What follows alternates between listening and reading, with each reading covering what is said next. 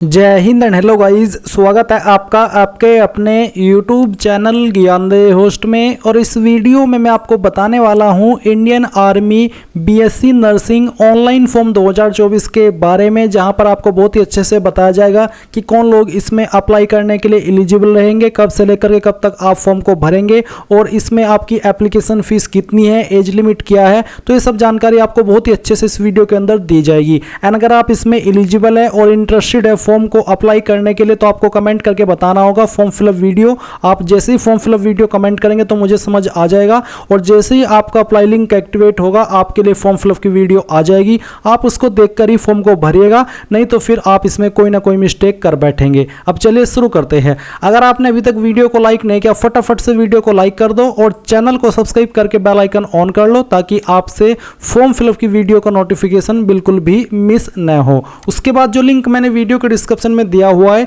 ये आप ओपन कीजिए। ओपन करने के बाद आपके सामने हमारी वेबसाइट आ जाएगी। यहां से आप पूरी जानकारी चेक करेंगे। अगर आप यहां पर खुद से इस वैकेंसी का ऑफिशियल नोटिफिकेशन देखना चाहते हैं तो आपको क्या करना है, स्क्रॉल करते हुए इंपॉर्टेंट लिंक के सेक्शन में आकर के ऑफिशियल नोटिफिकेशन पीडीएफ पर क्लिक करना है। ये आपका ऑफिशियल नोटिफिकेशन है जो कि इंडियन आर्मी की ऑफिशियल वेबसाइट पर पब्लिश किया गया। आप यहां से इसको चेक कर सकते हैं। इसमें आप देख सकते हैं कि applications are invited from female candidates, यानी कि इसमें मेल कैंडिडेट अप्लाई नहीं कर पाएंगे। साथ ही कहा कि who have qualified NEET UG 2024, यानी कि जिन कैंडिडेट ने नीट यूजी 2024 क्वालिफाई किया है और वो फीमेल है, वही इसमें अप्लाई करने के लिए कंप्लीट वे में एलिजिबल रहेंगे। और ये भी कंप्लीट वे नहीं है, अभी आपको क्वालिफिकेशन और एज लिमिट जानना बाकी है, क्योंकि मान लीजिए आप फीमेल है और आपने नीट यूजी 2024 भी क्वालिफाई कर लिया और उसके बाद आपकी एज लिमिट बताई गई, एज लिमिट के बीच में न हुई, या फिर जो एग्जैक्टली क्वालिफिकेशन मांगी है वो आपके पास न हुई, तो आप इसमें अप्लाई नहीं कर पाएंगे। तो चलिए वो भी जानकारी मैं आपको यहां पर बताता हूं। तो ये जो आपके फॉर्म स्टार्ट होंगे, पहले तो उसके बारे में बात कर ले। फॉर्म आपके रिजल्ट, नीट का रिजल्ट आ जाने के बाद होंगे। तो नीट का रिजल्ट आपका 14 जून 2024 में आ रहा है और आपका जो इस फॉर्म का स्टार्ट है वो 15 जून से हो जाएगा, यानी कि जैसे ही आपका रिजल्ट अनाउंस हुआ उसके नेक्स्ट डेट से आप इस फॉर्म को भर पाएंगे और फिर अगले 1 महीने तक आप भर पाएंगे, जिसका मतलब हो जाता है कि आप 15 जुलाई 2024 तक अप्लाई कर पाएंगे। तो ये चीज़ आपको समझ में आई। अब आप यहाँ पर देख लीजिए, candidates will be selected for admission at college of nursing based on the final merit come choice prepared using NEET UG 2024 score, computer based test of general intelligence, general English, psychological assessment and interview।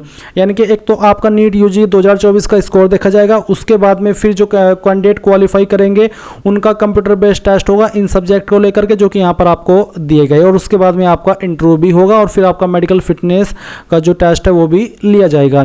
यहाँ पर आपको 2 point में बोला कि it is mandatory for all candidate desirous for seeking admission to BSc nursing, जो कि यहाँ पर है। एक तो आपका नीट यूजी 2024 क्वालिफाई होना चाहिए।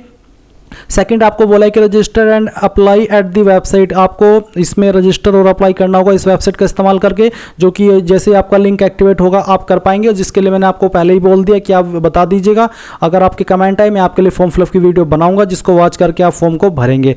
तीसरा, appear for the screening process at base hospital Delhi cantt on the given date if shortlisted to attend the same.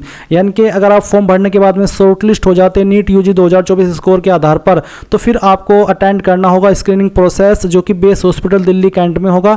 जो डेट आपको बताई जाएगी मैसेज और ईमेल के माध्यम से उस पर। अब आता है एलिजिबल, कौन एलिजिबल रहेगा।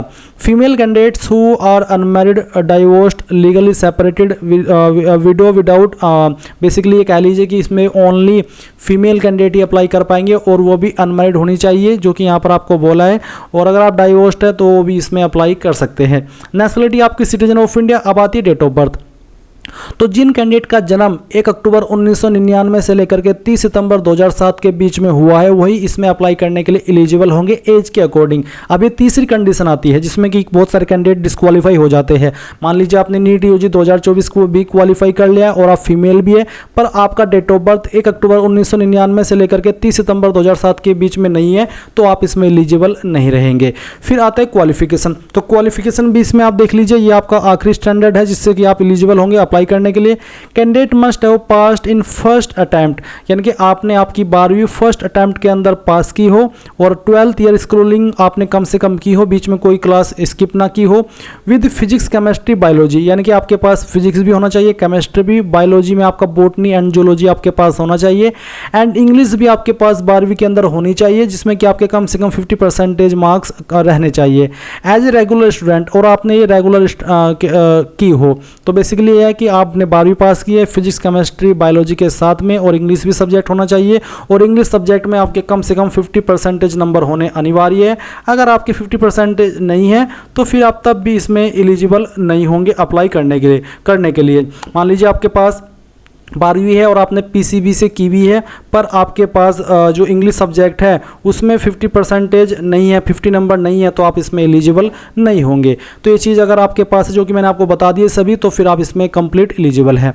फिजिकल स्टैंडर्ड क्या रहेगा? मेडिकल फिटनेस रहेगा आपका for admission BSc nursing course will be decided by the medical board conducted, यानी कि जो अब आपका medical board medical fitness test लेगा, उसके बाद में आपको बताया जाएगा कि आप इसके लिए एलिजिबल है या फिर नहीं है। इसमें आपका एक हाइट का भी रखा है। दी minimum height required for entry into armed force for female candidates is 152 centimetre. अब एक और कंडीशन निकल के आती है, जो कि है कि अगर आपके पास ऊपर सभी चीज़ें है भी और आपकी हाइट 152 सेंटीमीटर नहीं है, तो फिर गाइज इसमें तब भी आप एलिजिबल नहीं होंगे। यानी कि उन सभी के बावजूद जो ऊपर कंडीशन दी गई है, आपकी हाइट 152 सेंटीमीटर भी होनी चाहिए। अगर आप हिल एरिया या फिर नॉर्थ ईस्टर्न स्टेट से बिलोंग करते हैं, तो फिर अगर आपकी हाइट 147 सेंटीमीटर है तब भी चल जाएगा। An allowance for growth of 2 centimetre will be made for candidates below, यानी कि जिनकी एज 18 ईयर से कम होगी और वो इसमें अप्लाई कर रहे हैं, तो उनको यहाँ पर 2 सेंटीमीटर की जो छूट है हाइट में वो दी जाएगी। यानी कि अगर आपकी हाइट आप 18 साल से कम है और आपकी हाइट 150 सेंटीमीटर है, तो तब आप इसमें एलिजिबल हो सकते हैं, क्योंकि ये 2 सेंटीमीटर की छूट दे रहे हैं कि हाँ 18 प्लस होने तक या फिर 18 प्लस हो जाने के बाद में आपकी 2 सेंटीमीटर की ग्रोथ हो जाएगी। अब वो ग्रोथ चाहे ना भी हो, आप तब भी इसमें अप्लाई कर सकते हैं, क्योंकि उसकी कोई गारंटी नहीं होती, पर आपको इस तरह का एक ये अलाउंस आपको दिया जा रहा है। SC/ST कैंडिडेट को बोला कि it is to process SC/ST certificate. अगर आप SC/ST कैंडिडेट है तो आपके पास यहाँ पर जो सर्टिफिकेट है वो होना चाहिए, अगर नहीं है तो उसको बनवा लीजिए। स्क्रीनिंग प्रोसेस आपने जान लिया, शॉर्ट लिस्टिंग होगी पहले UG स्कोर के आधार पर, फिर आपका यहाँ पर बुलाया जाएगा असेसमेंट के लिए बेस हॉस्पिटल दिल्ली कैंट में, इंटरव्यू और मेडिकल एग्जाम के लिए। उसके बाद में गाइज यहाँ पर आपका फिर जो एग्ज़ाम है वो होगा, वेरिफिकेशन ऑफ डॉक्यूमेंट होगा उसके बाद में, एंड देन आपका होगा जो एग्ज़ाम है वो, जो कि आप देख सकते हैं C और D में बताया है, इसमें क्या क्या रहेगा वो भी आप चेक कर सकते हैं। फिर आपका मेडिकल एग्जाम होगा। इसमें बोला है कि candidates declared unfit by the medical board पे appeal against the decision by depositing 40 rupees, यानी कि जो मेडिकल टेस्ट में अनफिट पाए जाएंगे उनको 40 रुपये पे करके यहाँ पर दोबारा से अपना जो मेडिकल टेस्ट है वो देने का मौका मिलेगा। फाइनल सिलेक्शन आप यहाँ पर देख सकते हैं, और जो इसमें नंबर ऑफ सीट्स है वो आप देख सकते हैं 220 रखी गई है। और गाइज एप्लीकेशन फ़ीस की बात करें तो इसमें अप्लाई करने के लिए जो जनरल OBC कैंडिडेट है उनको 200 रुपये फ़ीस पे करनी होगी, और जो SC/ST कैंडिडेट है इनको यहाँ पर अप्लाई करने के लिए कोई भी एप्लीकेशन फ़ीस पे नहीं करनी है। SC/ST कैटेगरी की जो फीमेल है वो फ्री में अप्लाई कर पाएंगे। सो गाइज यहाँ पर आपने पूरी जानकारी इसके बारे में जान ली है। अब अगर आपको कोई सवाल डाउट है इसके बावजूद, वो आप कमेंट के माध्यम से पूछ लीजिएगा, और कमेंट करके बता दीजिए कि आपको फॉर्म फिलअप की वीडियो चाहिए या फिर नहीं चाहिए। Thanks for watching. जय हिंद।